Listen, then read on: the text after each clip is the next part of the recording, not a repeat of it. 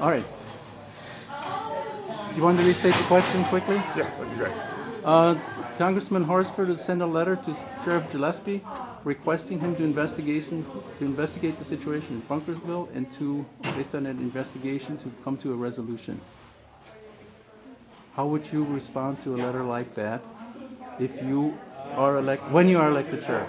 I think that there are a number of individuals that are asking that we look as to how it was that we got here to begin with.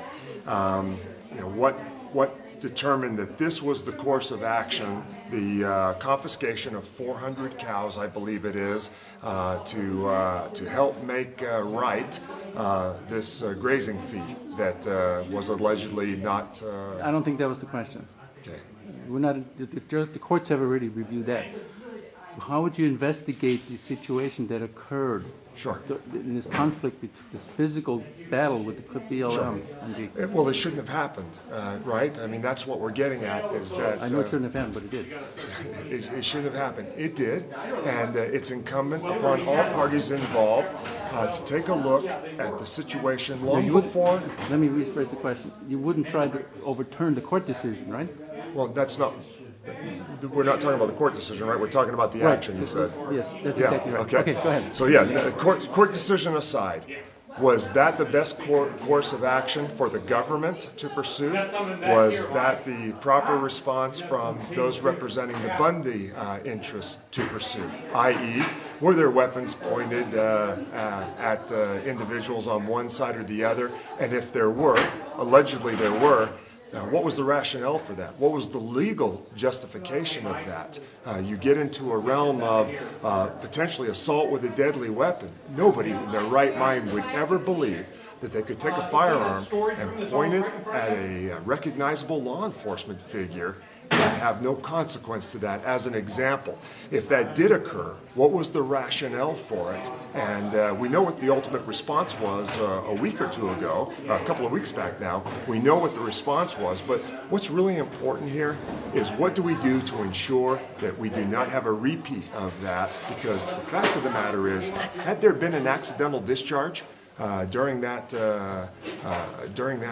event, oh my goodness, tragedy over what? So it is incumbent that we investigate it, to take a look at what occurred, why it occurred, and to ensure that into the future that we avoid what was ultimately avoided this time, and that is the loss of life or injury over something that really truly becomes initially civil in nature and certainly not worth life or limb. So you would... individuals that aim rifles at law enforcement officers would be considered civil rights activists? No, you can't do that. Yeah, we've recognized that since the beginning of time. Those individuals would be arrested.